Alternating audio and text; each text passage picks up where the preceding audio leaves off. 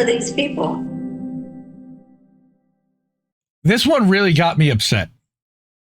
And I don't even really subscribe to this publication much. But again, it's another one of these canaries in the coal mine that really scares the fuck out of me. This is the second time in the last 6 months now that I've seen an outlet or a publication exit a country, and now one that's completely closing because of the censorship and anti-terrorism crackdown rules on dissident media in European countries. And I'm worried it's going to spread here because Europe is usually a bellwether of what happens here as far as authoritarianism. All right. Possum King, Trump's bill has advanced, possibly adding $5.2 trillion to the debt. True. And it probably will. He's only going to give a giveaway to his donors and supporters while we all take the hit and the haircut. But this one really pissed me off. This is Red Media out of Germany. Now, Red Media has been under assault for a long time, but they've decided that they're closing. Enough is enough. Amid mounting repression and direct threats to our team's safety, including danger to their lives, Red Media can no longer operate.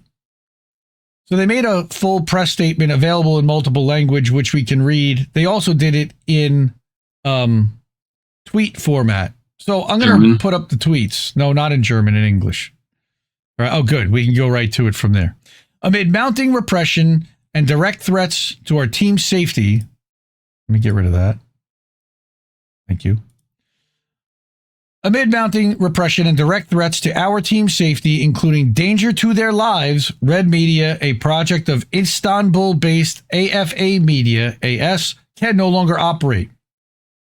The current campaign against Red Media is a troubling strategy of modern disinformation perpetrated by the ruling class and its lackeys.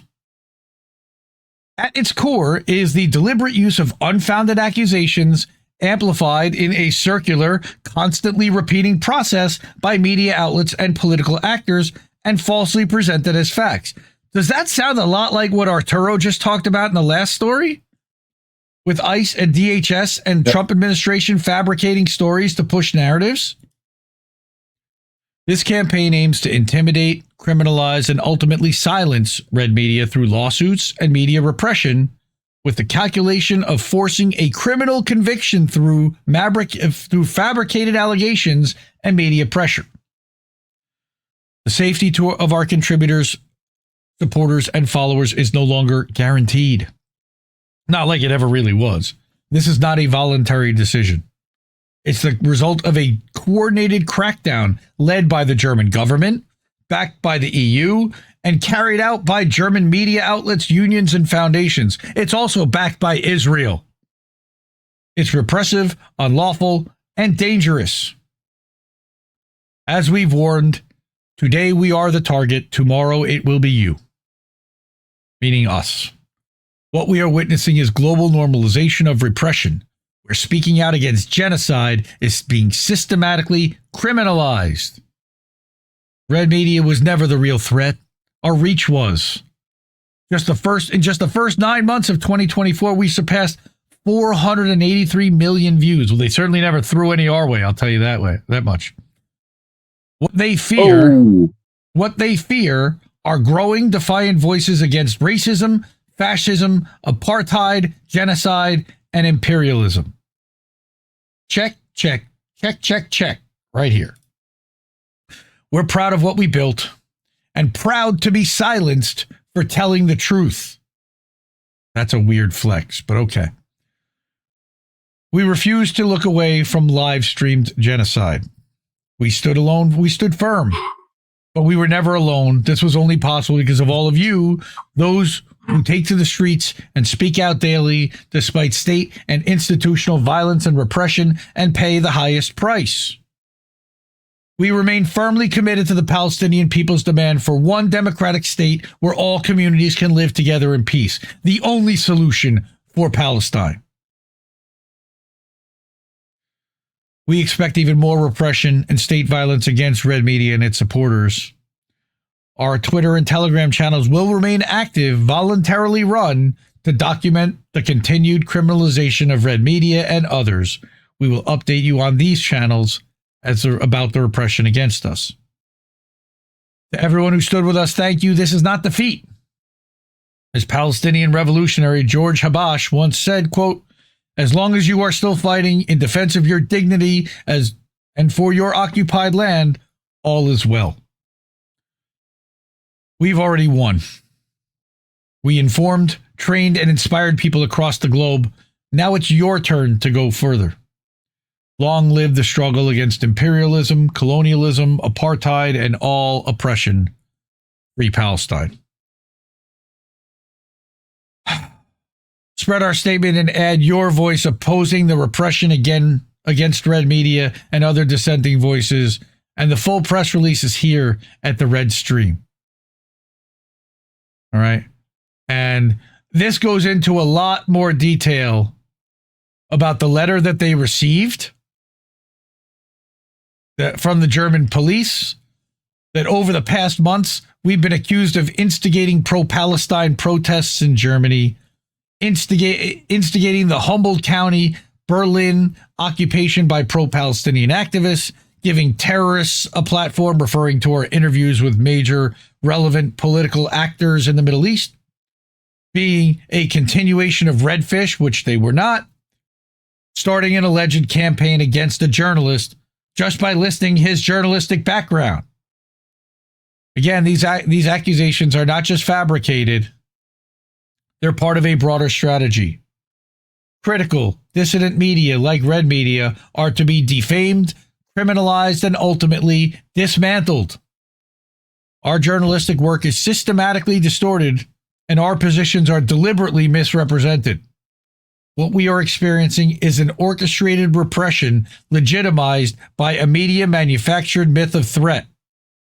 It is an attack on independent journalism and on every voice that challenges the official narrative.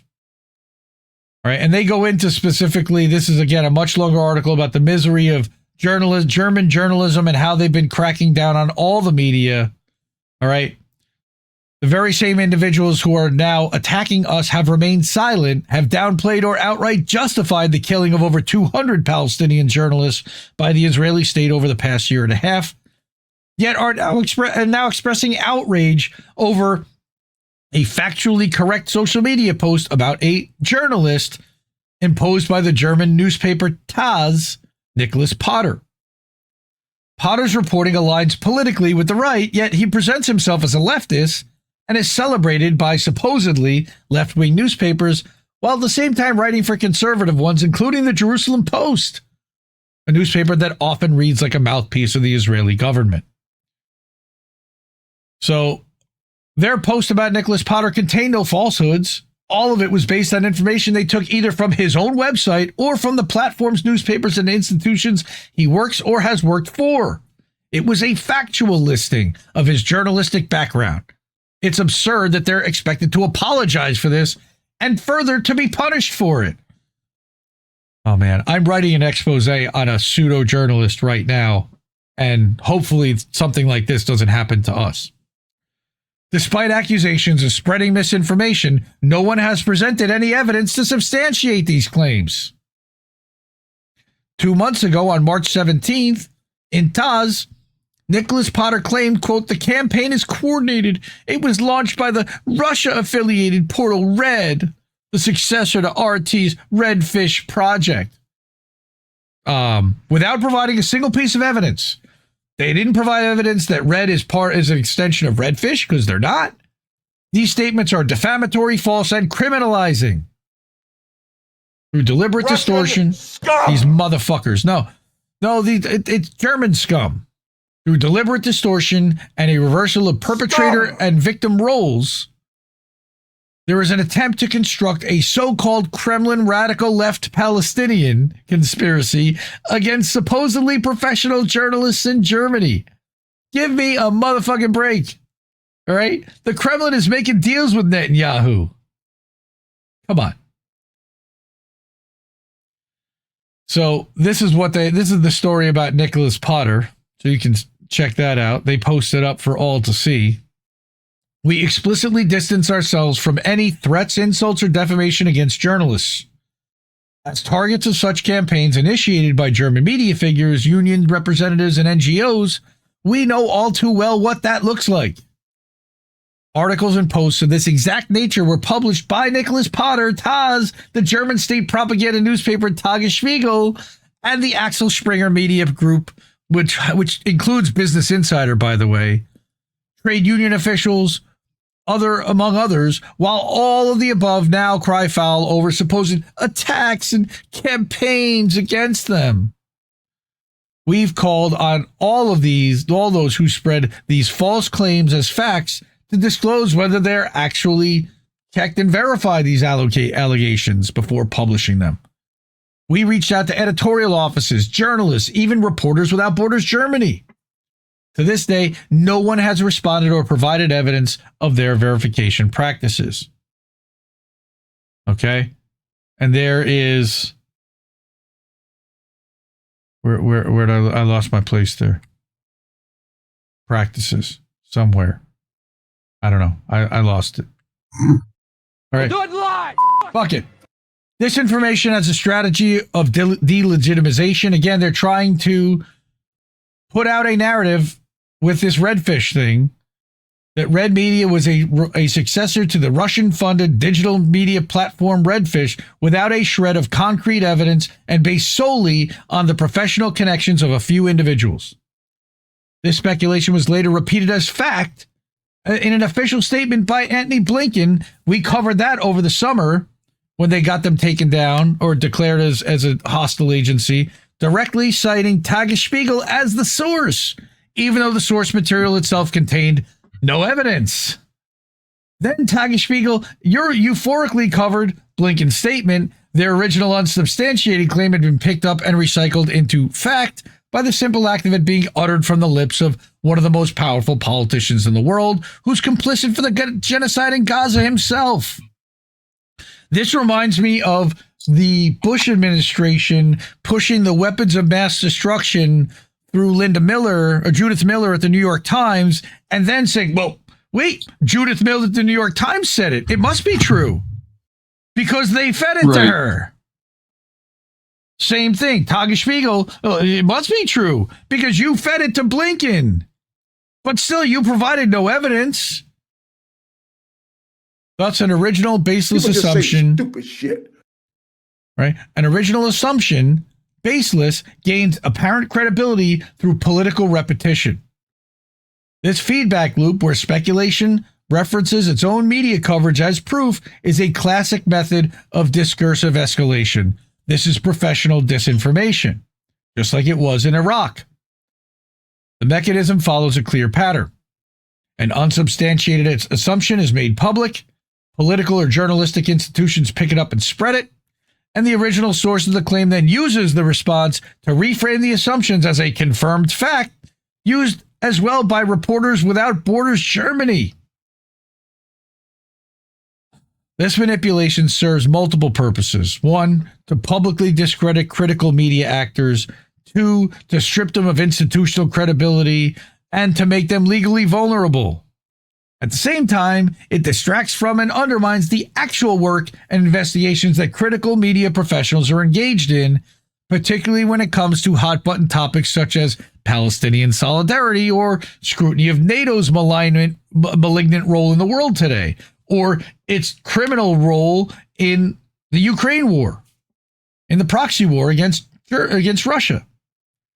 Under the guise of journalism and the fight against disinformation, there's a growing impression that parts of the media and some journalists themselves have become actors in the German state's information warfare, similar to what can be observed with media figures in Russia or the United States. State media, literally. What's especially dangerous is that many journalists no longer question the original source of such information. The allegation is adopted, amplified, and with each uncritical repetition, it's cemented in the public perception as truth, because perception is reality. And if nobody's correcting the record, that's what they're going to perceive as the reality until they find out otherwise. This strategy exploits journalism's credibility in order to undermine it. It claims to fight disinformation while deploying its very mechanisms. Where's Nina Jankowicz? I'll bet she's somewhere involved in all this shit. This same strategy is used to justify the crimes committed against the Palestinian people in Gaza, by the way.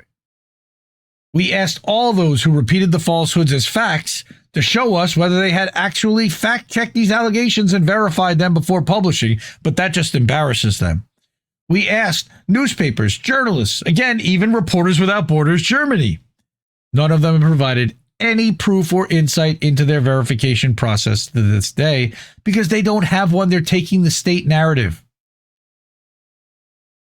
Good imperialist, bad imperialist. This is another central tactic of the German media's smear campaign, is the repeated baseless claim that we are either a continuation of Redfish or a Russian disinformation outlet. Okay, these allegations are not just false, they are strategic. They aim to do several things. Criminalize legitimate pro-Palestinian voices by spinning a conspiracy narrative that ties us to Russia, where they have sanctions against, so it makes it really easy to hold them accountable. Justify repression, arrest, prosecution, or even sanctions against Red Media and its members. They can attack dissenting voices and propagate the idea that Western imperialism is better than Russian imperialism. It's all imperialism. And they can create an atmosphere where journalists have to censor themselves due to fear of repression or criminal charges, which they are doing in Germany regularly. None of the outlets pushing this narrative have asked us about our stance on Russia, the war in Ukraine, or NATO. Not one, even though we invited them to do so. This omission is deliberate because our actual position would dismantle their story and disinformation strategy. Redfish was funded by Ruptly, a Russian company based in Germany. This information is not the result of investigative journalism. On the contrary, it was openly communicated on Redfish's website and was not part of any concealment tactic. We've repeatedly made our position clear, and I don't know if I agree with it, but okay. Russia is an imperialist power pursuing its own geopolitical interests like the US, China, EU, and NATO.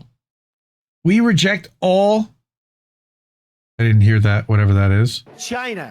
Yeah. We reject all their policies and military actions. We have publicly criticized the invasion of Ukraine and reported on opposition figures being arrested and made clear in our reporting that this is a war, that this war is a war between two imperialist blocs. Still, German media ignores these facts. Instead, they rely on propaganda tactics that echo the disinformation playbooks of darker times. This is not journalism, it's criminal behavior. These facts are systemically ignored by German media because they're told to. Instead, discrediting methods are used that have more in common with propaganda than journalism, which is what media is today. Through the constant repetition of unsubstantiated allegations, an artificial evidentiary framework is constructed, a classic disinformation tactic. Let us be clear, we do take a side in this war. We stand with the people. We stand with every voice calling for an end to the violence. We stand with those in Ukraine and Russia and across the world who resist imperialism. Those who suffer, those who mourn, those who dare to dissent. We stand with those paying the price for it, working class people in Ukraine and Russia and everywhere else. We will take legal action against each journalist, outlet, foundation, trade union, and their representatives involved in spreading this disinformation campaign. We hold you accountable for any type of repression against Red Media and its members. Our enemies are all those in league with imperialism. And there's a lot more here. The big landlord class and the reactionary section of the intelligentsia attached to them. Again, I read this part. This is what came out of those tweets. Here's something that happened over at Nakba Day over in Germany. All right, a 28-second video showcasing the unyielding allyship and shared values of Germany and Israel. Let's watch this. As old as time.